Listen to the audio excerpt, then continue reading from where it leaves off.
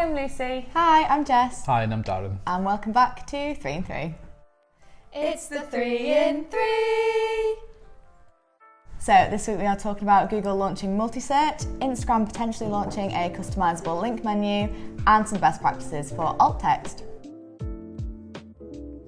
So our first point this week is that Google is launching Multisearch. So on the Google app you already have Lens, which is where you can upload a picture and it will produce items that are similar to that picture. But then you can now add search text. So the example used was a picture of a dress, and say you wanted that dress in a different colour, like green, you could put in the text green and it would produce images of a green dress. I think it's more towards Google again, trying to automate and use AI to understand search a bit better. Yeah. Can it make it easier for everyone to search and can it use various different methods as opposed to just kind of typing it and try to find. Yeah. So it simplifies that process by finding something you like, and then if you can't explain it, you can search with words in a way that it will use to combine, I suppose. Mm-hmm. Do people have to be running ads to then be able to pick that up, or is it just searching the whole it'd web? be I think it's the whole of Google. Yeah, it's just the way you would search naturally. So it'd be good, like if you saw a dress at the Oscars or wherever it be, Yeah, and then you could upload take a a picture of it yeah. and then see if there's an alternative of it. That's a really good example. I hadn't thought of that. Yeah. And our second point this week is that Instagram is potentially launching a customisable link menu. So this will be on your profile, where many of us, including us, have link trees. It's sort of removing the need for that, as you can then customise URLs on this profile and change the order in which they appear on the profile as well. Yeah, I think it makes sense for them because everyone uses it in their platform, so it might as well be like, let's eliminate the competition and make it ours.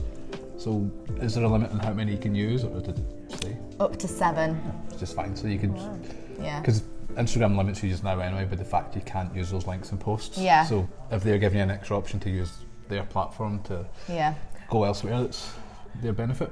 I was just saying that you can't use it in posts. I wonder if will that change? Do you think you'll then be able to put it into posts, or? I think we would have to do it the way that we do it now, when we're like, link in our bio, and then sort of direct them to the... Especially if they're kind of using their platform to do it. I think they'll probably encourage that as a CTA to be like, check out the link in our bio. And I imagine they'll build it in so that it doesn't actually go to a different browser. It'll be browsable within that and keep you within the platform.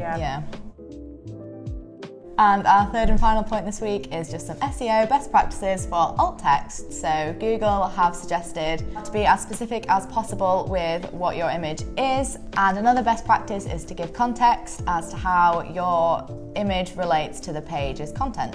What's the crossover between like alt text and then the visual aspect? So if someone's visually impaired, then are they? It's mainly why it's Is that the actual purpose of it? Because obviously we use it from an SEO perspective as well, but I think it's accessibility. I think even generally like authority score and stuff, a lot of that takes into how well you build a page for disabilities or people with issues reading content or seeing things. Would you say there are any other best practices for alt text? Best practice to include as much as it is for inclusivity and stuff. It's just putting a keyword, letting Google understand what images are so it can be indexed and explored and show up in search. It's always been best practice, just nice to have it kind of clarified and stuff. As much as we use it for an SEO, but it is also important from other people with like impairments. How to see things and how they interact with the internet. So I think it's making that as easy as possible. Thanks for watching, guys. As always, let us know what you're looking forward to in the comments below, and don't forget to like and subscribe. Bye! Bye! Good, excellent. Next. You ready? I completely forgot what I was actually trying to say. Okay. It's the 3 in 3.